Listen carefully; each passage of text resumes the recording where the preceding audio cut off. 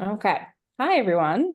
I'm Hillary. I'm one of the event leads at BPMA on the events team.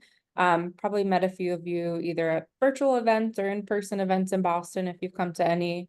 So welcome. It's good to see you all. We've got a few folks from BPMA on the call and then our speaker, Matt, today. So I'm just going to kick things off and then pass it over to Matt for the core presentation. We'll talk about, what to expect and all that. But good to see you. Thanks for joining us, especially middle of a workday. So today's topic is one perspective on transitioning from financial services to fintech. So we're gonna hear from Matt and hear about his experience moving, into a product type role in the fintech space.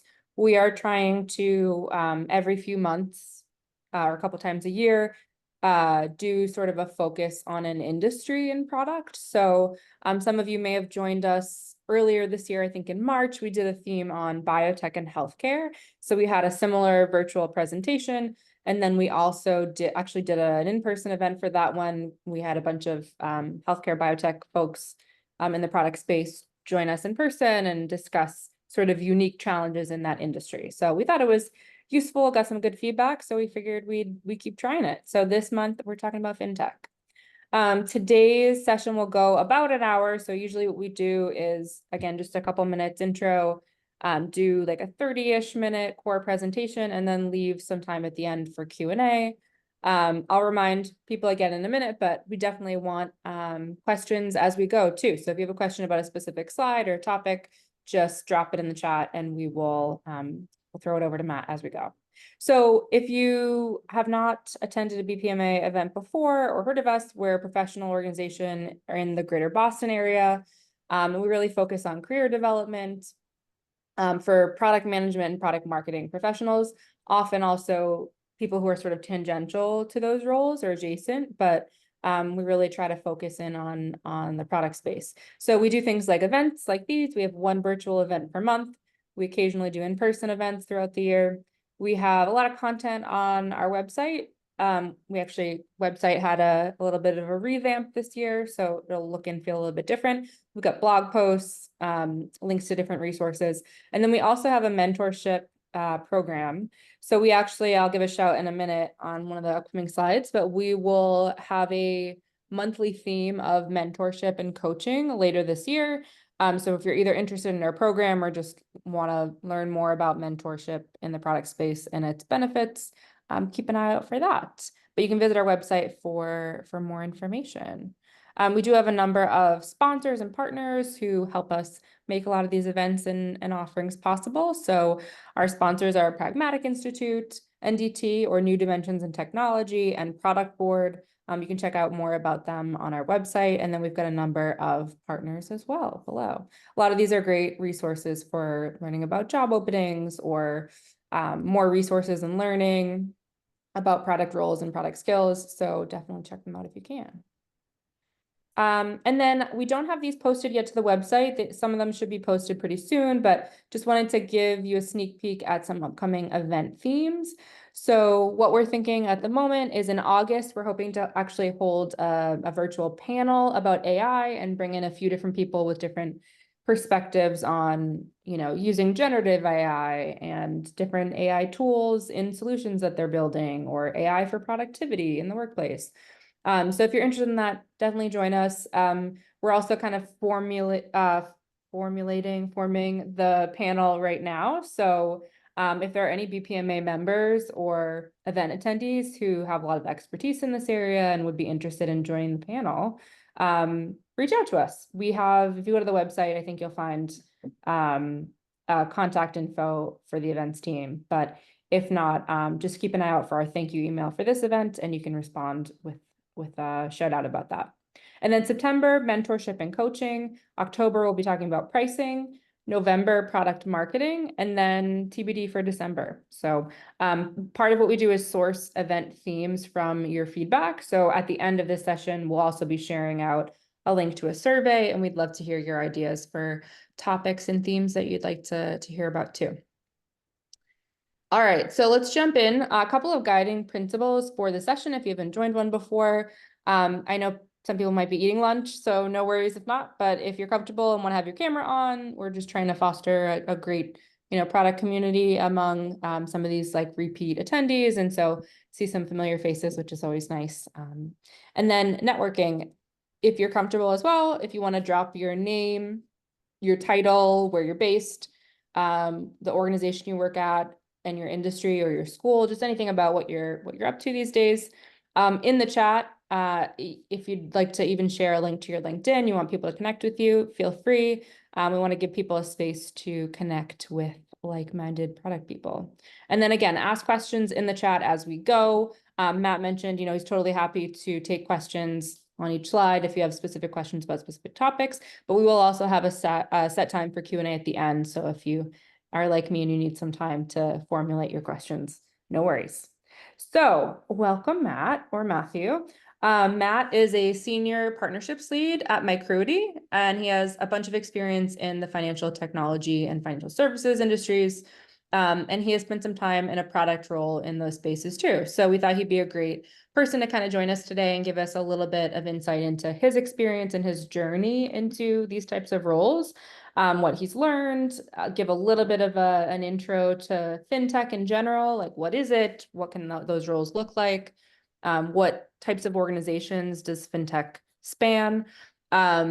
So yeah, hopefully I personally, I was mentioning to Matt as we started today, I have zero experience in fintech. And so I certainly have worked at organizations that, have some sort of financial component or payments component to the product, but I've never worked directly in fintech. So excited to learn more and hope you all get a chance to take something away too. So I'm going to stop sharing now and just welcome Matt. Thanks for being with us. Matt is going to share his screen and we'll kick things off.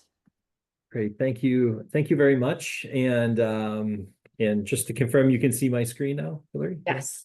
Yeah. Looks great. So thanks everyone. And I would just say that as well, like feel free, you saw my my LinkedIn info in the previous slide. Feel free to reach out to me. I'm always very happy to connect with people and connect with other product managers or people interested about my background, etc. So feel free by all means.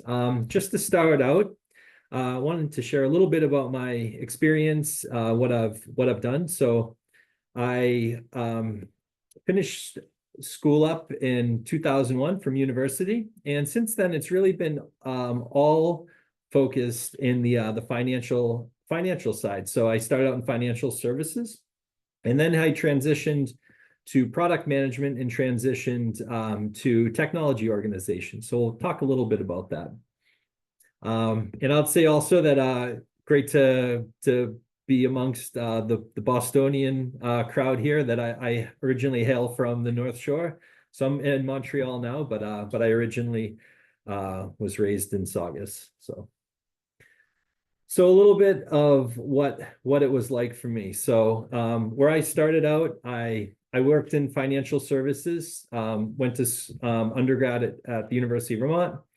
And I had studied finance, where more my strength was more on the technical quantitative side. So strong in math, strong in numbers. And I spent a number of years, which I'll get to how I ended up there. But I worked for a long time on the trading floor.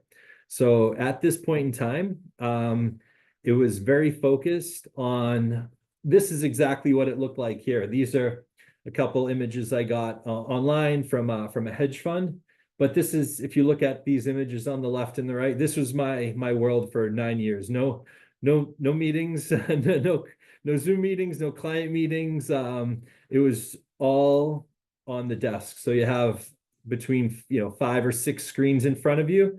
You're just purely dealing with the trading side and the numbers side. So it was. And that was my only world. That's all I had experienced. So to expand out from that has been very educational for me, and I feel it's been a great growth experience. So a little bit about what it was like. Oh, and I'll just say, feel free, anyone, to, if I'm missing a question that gets flagged, feel free to just chime in and let me know. So why did I initially go into the product side, and what was my drive to move over to the technology side? So I had started out, as I said, I had worked in in finance, and I spent a number of years there. And that was really all I knew. I didn't really understand, what jobs were out there, what I was qualified to do. And you're kind of very concerned if thinking, oh man, if things go sideways, like where do I go from here? Um, I was eventually a fallout from the financial crisis. So I got laid off in 2009, as many people did in financial services. So this was a great time to focus on what else was out there. And this was a little bit, we'll get into that, but I had transitioned to product management at a fintech organization. And I thought this was a great opportunity. So it was based in Vancouver. So I got to relocate with my, at the time, wife and one child, and then we had another in Canada. But it was a great opportunity to look at what career paths were out there beyond just the pure trading side. And I also thought it was a great opportunity for a little bit of a life change, so I could experience what life is like in a new city, in a new country with a new young family. And I also, when I stopped to think about it, when you start to look at all the different types of opportunities out there in the technology world, there are numerous ones that you can leverage your existing experience. And then at the same time, I was educated at that point of what product roles were. I didn't realize the product management discipline, and I took advantage of a lot of the programs that you'd shared up front, like Product Camp. I went to for several years in Vancouver, which was very, very educational, great experience, learned a lot about different types of product managers. And I've also done the pragmatic marketing program as well. So these are both great resources. So we'll talk a little bit about what I did. So studied finance in undergrad in Vermont. My first job in California, in San Francisco, I was a bank auditor for the government, for the FDIC. It was an interesting job, but when you're all of 21 years old, you don't know what else is out there. I wasn't really cut out, I think, for the government role at that point in my career. So I decided to take leave and took a nice month-long road trip at the time with a friend. We drove cross country and ended up in New York City. So at this point, I ended up in New York, and this is sort of the derivative sales and trading experience where I started to work. My first job in New York was at JP Morgan on their trading floor.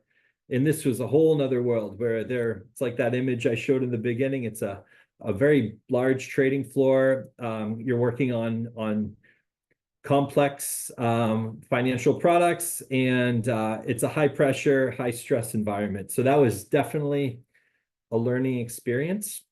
Along the way, I learned a whole lot over the course of about nine years in trading operations, all sorts of different types of financial products that we supported.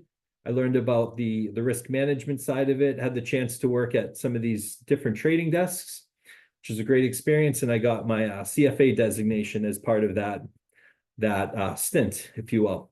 So that was until about 2010. And as I said, I got laid off when I was at Deutsche Asset Management, and it was a great experience while I was there, but it was time to look for other opportunities. And I got recruited to work for a technology company in Vancouver. It's called Fintech. No, it's called FinCAD. So FinCAD is, at the time, established in 1990. They've since been acquired, but it was established in 1990. When I joined, they had roughly 1,000 clients globally. So it was a fintech, but it was more of a mature fintech. 100 people in our Vancouver office. They were about to launch a Dublin office, and then while I was there, they launched a New York and a London office as well. So I was there for about 7 years, and that experience really sort of brought about the idea of I was brought on as a product manager to lead one of their new products. And I'm embarrassed to say, when I started out, I did not know what C++ was. Not that I know much about it now, but I had never even heard of that, and I was too embarrassed to ask people. Like we have a lot of very smart developers and PhD mathematicians and physicists to develop this quantitative software. So you start to get a little you start to question your own strengths. But then I realized that I had something that was very important that not other people on the team had, was that live experience over those 9 years that I was working with these financial institutions. It's very difficult for these developers, as smart as they were, as great as they were, to really understand what it was like to be on that trading desk. So that Matt, was an important piece. sorry, can I jump in just with a Of course. comment slash question? So as I was like thinking about your journey, so if I'm understanding correctly, you moved from the prior role, and it sounded like, I think you said you were recruited in as a product manager into FinCAD, which, Yes. one, super lucky.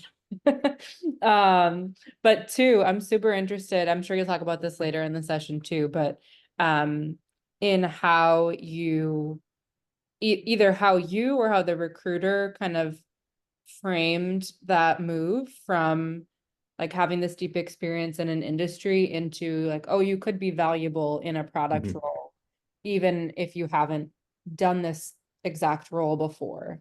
Mhm. Uh, I think we hear a lot from, people who come to the events and members and all that about like, how do I first break into a product role or a product role in a new industry if I don't have that direct experience to draw on. So it'd be really interesting to hear more about like how you Yeah. framed, how you pitched yourself, or how the recruiter communicated that, hey, you can do this role. Um, Yeah. yeah, Of don't have course, to answer it that's a now, great but one, and I would say I'll talk a little bit about that here, and we'll dive in on some other slides. And what I would say is, when I was initially recruited, I wanted to get the role, so I didn't necessarily voice all of my concerns of the fact that I didn't have any product management experience, but they were very keen on leveraging my industry experience. For them, that was important. I remembered for my initial interview, my pitch, it was to present a technical topic as like from the voice of the client, or to give a product demonstration, along with, which was tricky, to give a strategy to pitch a strategy for the company I was applying for. So that was definitely a learning experience. And I would say that, like, one final comment I'll make on the product side initially is that I was very concerned that I would have the skills, and thought, oh man, I'm not qualified for this. But then you realize that there are a lot of different types of product managers. And I think if you know yourself and you kind of understand your strengths, some are very technical, process oriented. Some are maybe more focused on the client side, where they might interact more frequently with clients, and that could be more value. But I think that was one of the big takeaways, is there's no right or wrong way to be a product manager, and you can find a lot of roles. And I think that if you leverage your experience and also your interest and where you see your natural abilities and natural fit, it can help. And for myself, I thought at that time in 2010, I thought, wow, this is a great way to learn two things: learn about software, learn about a technology, what it's like to work at a technology company, and also learn about the product management discipline.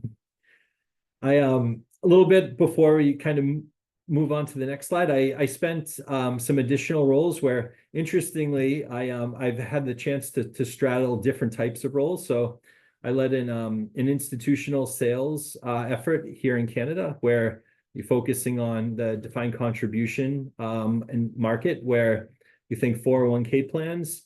I would deal with those institutional buyers, where you have, like, you may not be familiar, but there's like the idea of like a record keeper, the administrator for a 401k plan, along with the pension plan sponsors or corporations, as well as working with consultants. So that was a great way to learn a very important skill, which is sales, which I've learned in The sales is something that permeates all roles in some way, that we all have to sell ourselves and our capabilities, as well as the companies we work for. I then moved into an investment consulting role as that senior investment consultant, where I leveraged CFA skills and investment, my investment review process and things of that nature, working for those corporate plans in Canada. And the last current role here in blue is it's called Micruity. So this is a startup. So it was started in 2017, and now we're up to about 25 people now. And that introduces a whole nother area of skills that I'm able to add on. So partnerships, sales, business development, marketing, along with some others that we'll get into. But this is a little bit of my roadmap of where I've been so far. So just to talk a little bit about what fintech is at the high level, I found this image, and I think it's a good way to think of it at a broad level. If you start to look at fintech, you can think of things like blockchain, like payments, exchange, research, maybe digital money, online banking. These are just one way to think of it. If you start to look in further, thinking like accounting software is one that could be that's another area that if you start to dig into it, there's a whole world into itself related to accounting software, competitors, and in that whole ecosystem. So I would think of it like this, that it is broadly the technology and innovation to improve upon products or services, or offer new products and services that maybe don't exist in the market currently. It can include a lot of things. And these are just a few examples that I was thinking. And so that's a little bit of what if you think broadly what fintech is, it's all of those services, products, platforms that are able to facilitate and improve upon for the financial services industry. And here I thought this was an interesting way to think of it, where this is just another one image of what an ecosystem would look like. And when I was preparing my presentation and looking around, I found another slide that was interesting. It was the fintech ecosystem specific for Northern Ireland. And you think, what? Like, is there really? But the interesting thing is, within each industry and with each sector in each region of the world, you'll find a whole little cottage industry of all those firms that are working in different areas. So here we see things like alternative finance, insurtech, regtech is another big one. What in different industries, regulatory impact. It could be everything from cybersecurity. It could be everything from for financial institutions that are managing their regulatory requirements. Also another one I've seen is ensuring that people that work on a trading floor aren't sending out inside information, or aren't sending things that they shouldn't send to other parties. So there's reg tech that's associated with making sure that people aren't using inside information for trading. And all that to say, there are a lot of areas of the industry that it's quite broad. And I think it's good to really focus that if someone were to pursue an area of fintech, where let's say you're interested in reg tech, you can start to look, okay, well, what's the regulatory framework we're working in? And you can start to little by little find all of those firms that are involved in that type of industry. And that was my experience as I started to do things like competitive analysis, that as you peel back those layers of the onion, you realize there are a lot of firms, there are a lot of integration partners and other ancillary firms that are related and to your ecosystem. So I thought that was interesting. And I think that's a useful exercise. And I'm sure many of you have done that, where not even just on fintech, but if you're starting to look at the marketplace that you're working in, who are the competitors? Who are all those firms that comprise that ecosystem? So I thought that was an interesting point for myself. So here's a little bit, just to share what I did at, in my role as when I was product manager for 7 years. So I did a few different things. I was a product manager for a number of years. I took on a role to lead product marketing as well, and then I eventually worked on other areas such as pre-sales and sales enablement, along with business strategy. But these are just some of the things that I did at my role, and what the company I worked for, what they did, it was called Fintech, that was since acquired by this company on the top right called Numerics. Quantitative software that's designed for financial institutions to properly value, to perform valuations or risk analysis on portfolios of all the financial instruments they own. So if we take an insurance company as an example, they write a lot of like they underwrite a lot of annuities. So like let's say all the people that they sell annuities to or have insurance products, all of those products, maybe there are tens and thousands of them. And if there's a change in interest rates, if there's a change in maybe in a currency pair, like a cross currency pair, maybe there's change in the equity markets, all these can have impacts on the valuation of that organization. So our software was essentially a calculation engine that would perform complex valuations on these complex products. It can sound boring, but it was, and that was a big part of what I did. So where you'd have a lot of the salespeople that worked there, they were more generalist sales. So they maybe were selling accounting software before, maybe they were selling something in the education space or various industries. They would have no deep experience. So a big part of that was providing an understanding of what we do to really demonstrate the value, so then they could then sell to clients. So that would be one thing where I did building sales tools. I oversaw the launch of several products. So that was a very informative experience too, working on everything from on being involved in the software development process, understanding from our development team how all the key risks, key things to consider as we launch products. Worked on pricing, product pricing, did many client-facing activities as well, working with clients in numerous, probably over 100 or 200 client-facing meetings to give a pitch or a presentation of what the software does, many demonstrations, along with things like developing, when we launched the new product, starting to prototype what it should look like so you could hand it off to our development team to actually implement, reviewing bugs, feature requests, and developing marketing campaigns, writing many case studies as well to help support our initiative. So that was one thing I thought was interesting, that these were all things I never imagined that I would do in my experience prior to being a product manager. And when I was starting out early on, that was a big part of it for me, where was when I first joined, it was our CFO. He showed me how important showed me how important it is to understand products. So signed me up for pragmatic marketing. So I got a chance to do that program. I also went for several years to Product Camp as well in Vancouver. And that was a great experience because I only knew my own product experience at that point in time. I didn't really get a sense for what other companies or other people would do. And I remember I was talking to people that were working. One was at a casino working at like a product management role at I think it was the gaming commission.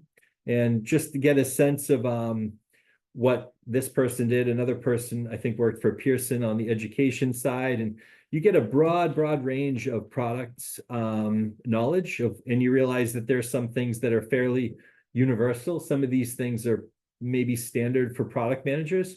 Others were more hardware product managers, so they're not really much different industry. I remember another person was on a company focused on solar energy, so it's not they were more focused on the actual physical components rather than the developing software. So this was a very interesting role, and interesting start for me on the product side. And Matt, we have actually a bunch of questions in the chat. Okay, all right, great. I'll read them off one at a time. If there's one that you think fits better with a slide you have coming up, just let me know and I can reread it when we get there. Right. So the first one is from Scott. You talked about your industry knowledge that led to your first PM role. Do you see existing product managers backing into fintech when they might have limited industry knowledge that you had? And then part two, what are the basic fintech skills or background you think we need to be competitive in the fintech job market? Yeah. So I'd say yes. I would say you see a range of expertise, like people taking on product roles that you don't need to have the range of experience. You can, I would say, still, like, there are areas you could focus on that you don't need to come with a very deep industry experience. That was mine, but I've seen there are companies that will value different skills or different experience, and I don't think it's not always linear, and you don't need to have that years of experience to take on roles like that. So sorry, the second question, Hillary, is more like, do you see people with the first one that was asked? Yeah, do you see existing PMs backing into fintech when they might have limited industry knowledge that you had? Oh yeah, for certain. I've seen a range. So you'd see people might have much stronger technical, like more on the software side experience. And I think that's one important part is there are a lot of skills that are transferable. You don't necessarily need to have all of that type of experience. And I think I would say that. Cool. Thanks, Matt. You're welcome. Thanks for asking the question. And then there's two more, if that's okay. Sure. Yep. One from Sandra is, in fintech, you need to, of course, have interest in the topic and quite some financial knowledge. To break into fintech, to what extent do you think it's necessary to have strong financial skills or knowledge, or is it more beneficial to know the industry dynamics and market? I would say one thing that I'd say it's more important to have the latter. So if you understand, and what I see is it's a smaller barrier to entry, where if you are going into an industry, to understand, like, kind of going back to that view of the ecosystem, that's probably the more important piece, I think, is just to really understand from a higher level business perspective, who are we competing against? What do we do?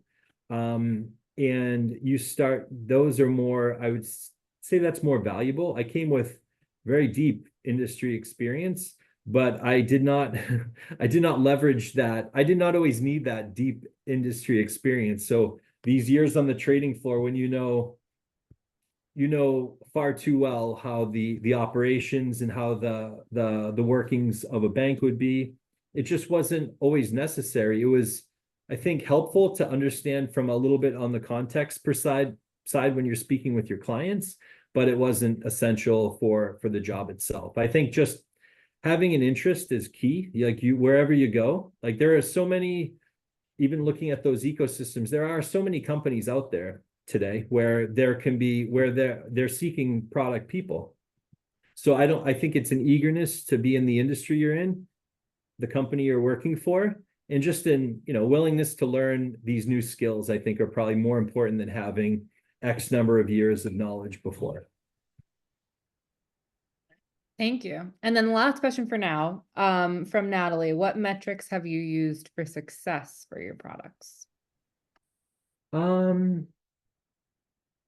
So we would do metrics for success. We would think commercially, from the commercial standpoint, it was client adoption. So we had some interesting things where, when I joined, since 1990, they had this sort of flagship product that was more of an out of the box, easier to use. The product that I launched and was the product manager for was a brand new platform product. So it's more of like an object-oriented platform for performing these calculations. So when I joined, it was challenging because this was when it was very early days when they just launched. So it's like a box of code kind of. So, but it was taking it to that level, initial level, and really understanding how you could use that to translate for clients. So I'd say other metrics that we would do a lot of metrics on different areas. So sales would be revenue or even opportunities. Marketing would be, you would look at some standard metrics would develop leads, would see how many marketing generated leads would be acquired or converted.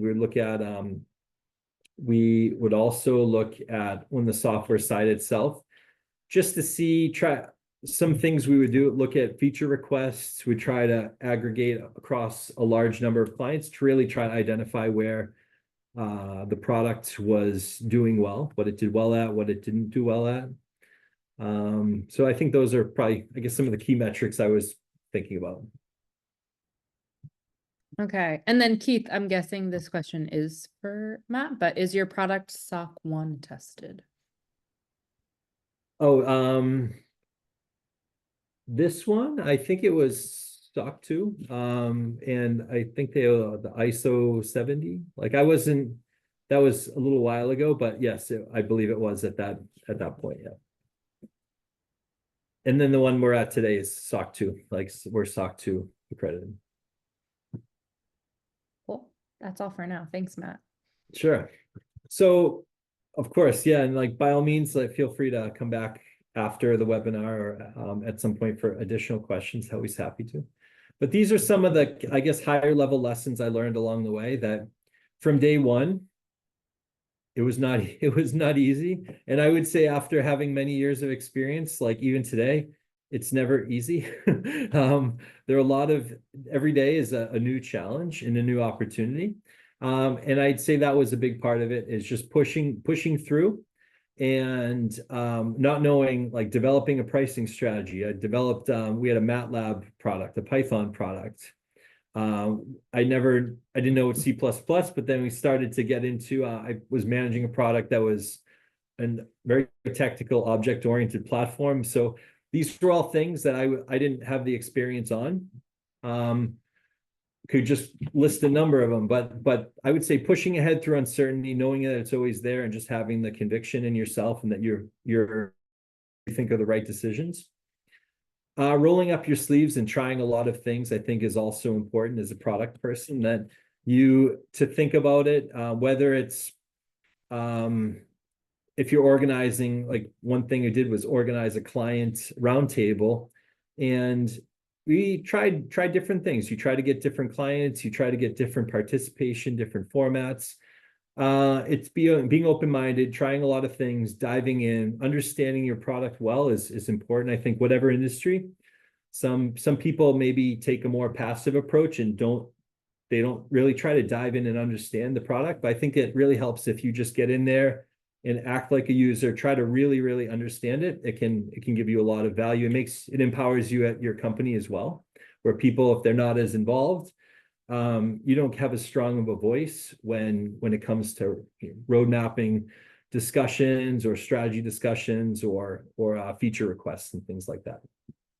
I'd say also, as a product person, my experience is you feel like in some ways I'd have a bullseye where everyone has something they're looking from you. Like every time you walk by the water cooler or down the hall, the salespeople are looking for sales tools, and developers have new ideas for features, and then clients, you have to identify what are the true features that you want to add versus the squeaky wheel, who might be the one complaining client that always gives you feedback, but it might not be representative of the entire client base. So that was a big part of really having the ability to say no, because you want to be in control of your product roadmap and in control of the strategy, and you want to certainly take input as much as you can, but you can't say yes to everyone and try to be a people pleaser. It won't serve you or your product well. Another one I put in bold because I thought was really most important for me was just not being afraid to pick up the phone. Like, it's very easy to do, but a lot of people don't like to do it. And this was something we'd seen on the sales side too, of a lot of people were timid to speak to clients and to talk to them for fear of that, oh, I'm gonna sound stupid, or this, this trader or risk manager, they don't know, they I don't know what, what their world is like. It's most people, I talk to many of them, they're very approachable if you just are polite and ask questions and thoughtful of how you do it.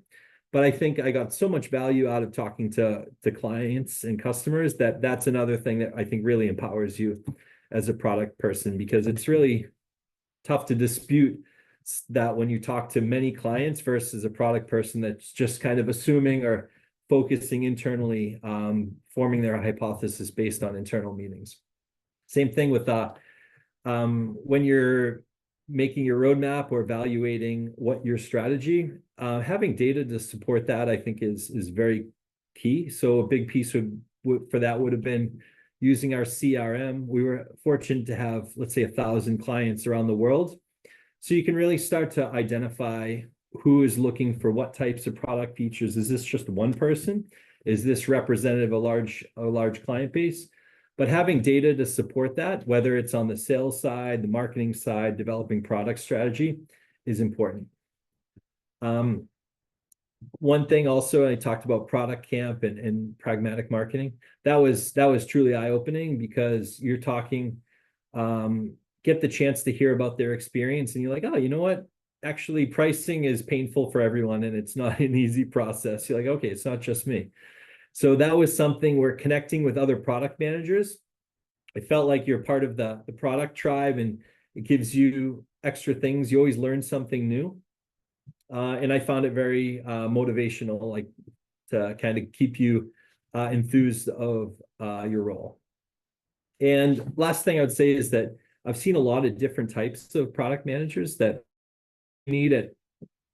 Like if you're a product manager at Microsoft, would be very different than if you're a product manager at our current, like the company I'm at today with 25 people. And it can vary by organization, by the specific responsibilities or the needs of that organization or the product, and also your personality. Some people, they want to do more research and development. They want to get more involved in the software development side. Of working with some now. We have 2 product managers at my current company. One is really had more commercial sales experience, and she also has a lot of user experience, UX experience on her side, and she complements the other one who started out as a software engineer who migrated into the product role, but acts as more of the technical product manager. So we have discussions on API integrations or things of that nature. That's her strength. And so you find where you find your fit if you really look at your personality and what your skills and interests are.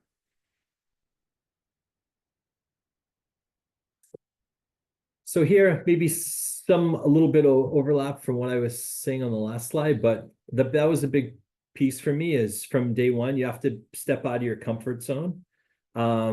When speaking in publicly, representing your company, speaking on a panel, it's good to just dive in and recognize their good growth experiences, and they're going to help formulate your growth along the way. And it's stepping out of the comfort zone, being ready to be uncomfortable is not a bad thing. It's a good growth experience.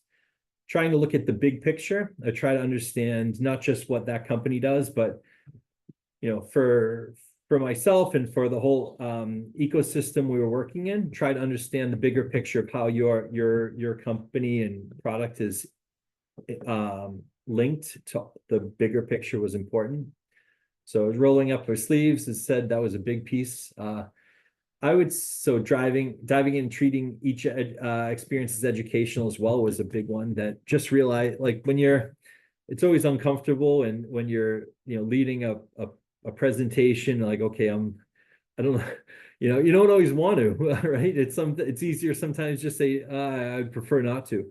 But each one of those, like when you have those butterflies in the stomach, sometimes you feel much better after. And each time I feel I've learned something. So One experience I had was this is early on in my product role where it was global and they had a Japanese counterpart in Tokyo.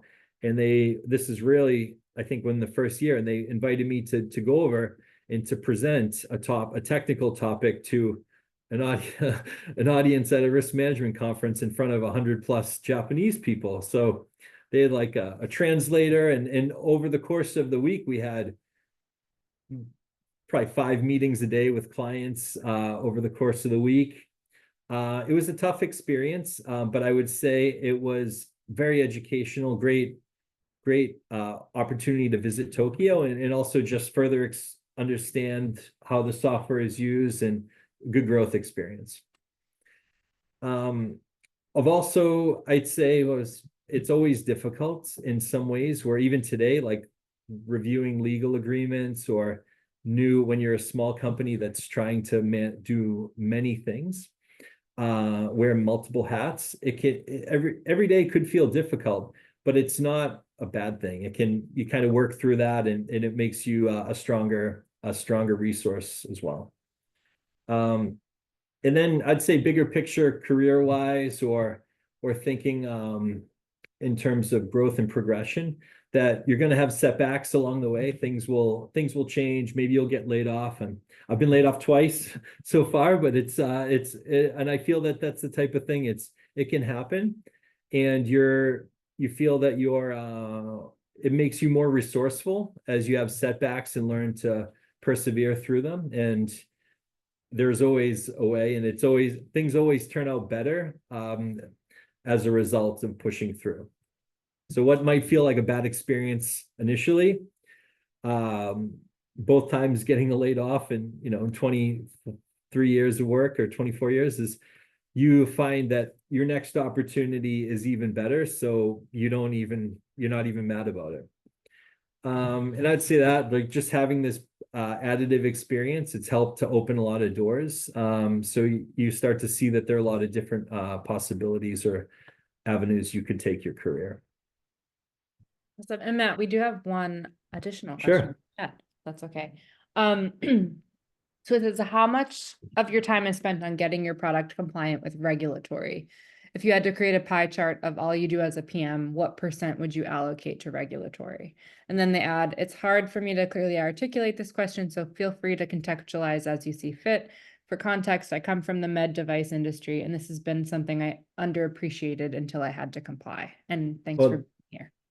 Great question. So I would say that initially, so when I worked for that previous company that built essentially this big calculation engine to run many Monte Carlo simulations and things of that nature, it was typically more of an embedded software that we would have our valuations were accredited in the sense that your regulatory, there were not regulatory constraints on us per se, not as onerous, but there were some we had to follow, and we had to demonstrate the accuracy of our calculations that would be used by financial institutions. So it kind of assesses how much capital they need for risk and things of that nature. So it was important at that point in time.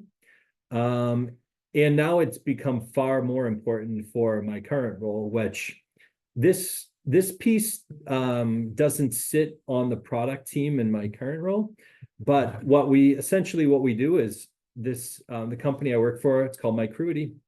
We act as the middleware infrastructure to support the industry in the US, the industry of retirement programs. So as a result of that, you're working with organizations that can facilitate payments to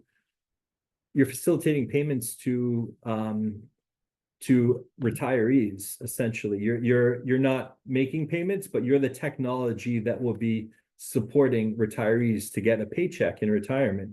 So with that comes, you're the middleware, the technology infrastructure that plugs in. Maybe it's an asset management company, maybe it's a record keeper, administrator, or an insurance company. You're the kind of the glue that stitches all those different organizations together, working for a 401k plan or large plan sponsors. As a result of that, the regulation is very, very rigorous. So when we work with our clients, a big piece is legal agreements to make sure that you're everything, so SOC 2 compliant and everything is very, very important. We have I'll work on a lot of that and my role as a partnerships lead. We also work with our head of operations, but it's a smaller company, so we like our product people involved in a lot of the, like where I was saying, more of the connectivity, the data architecture, the user experience side of it. They're not focused so much on the regulatory, but we do have some deep subject matter expertise internally. And so a lot of that's focused on regulation and just ensuring that your product is very secure. Yeah. And I would say that, like, I think, was it medical devices, Yeah, or medical industry? devices. Yeah. Yeah. So there are certain industries where the regulatory framework varies quite a bit. So each, if you're like a gaming company, for example, like you might be a product manager at a gaming company, maybe very little regulatory oversight from that point of view. But in financial services, I know in healthcare as well, those are two industries that are very, very rigorous from a regulatory standpoint.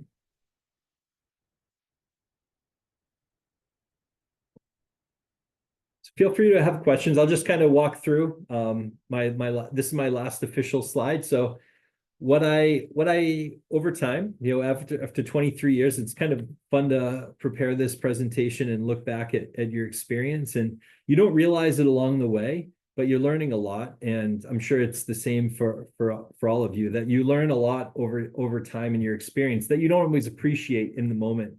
So when you look at it, you're like, wow, it's kind of a lot of experience to pull from, everything from years working on trading floors at banks, understanding what product management is. I was thrown into the deep end of in my sales role at Franklin Templeton.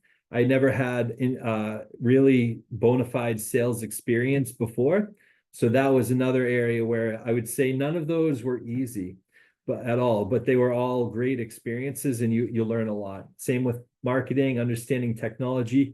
Those are areas where little by little you just accumulate experience over your career. It's great to tackle some big problems too. So working in a high stress, high paced environment for a number of years, transitioning into a product management role, working at a startup. These were all great ways to tackle some big problems and some big initiatives in my career. Professional development, personal growth, like that's been a big one. Got to experience working for a number of years in a new country, traveled extensively to work with clients all over the world before, which was great. Public speaking, just different types of experience that has been helpful. And these are some of the things that I've learned along the way, where, sales, how competitive it is, and how sales, it can feel like it's hear it as the toughest easy job. And I think it's true. To really be a good salesperson, they're very focused and they have a very good understanding of what they're doing, who their competitors are. And there's a lot of nuance to the sales process that I appreciated. Launching multiple products to support institutional clients, working through product marketing and more broader marketing initiatives too. That was something I didn't have that marketing experience. And I would say wearing many hats within a startup too, like currently, where you feel you are pulling from all different types of experience, your sales experience, your marketing, legal, consulting experience to do some deep consulting projects and things of that nature. So all of these really help to form I guess my path along the way, and it's been a great experience.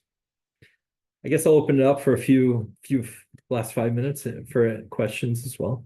Yeah, there were two more in the chat, and then I just want to make sure, in case folks end up having to drop for the next their next call, just a reminder, we will share the recording and slides in a follow-up email. So keep an eye out for that. So the first question is, within fintech, what would be niches that PMs are specialized in, and which ones would you recommend to dive into? For example, because they have good opportunities or are very interesting or emerging. I like, for me, I think it's interesting to, I think it's interesting to focus on those areas where you feel that they're poised to grow. So this area initially that I was working on, that role at FinCat, I was one concern I had at the time was that I thought it was great experience, but I was concerned that it was such a niche area of the finance world to focus on these more complex financial instruments, despite having a lot of clients around the world, that it felt like it was not really as much of a growth area.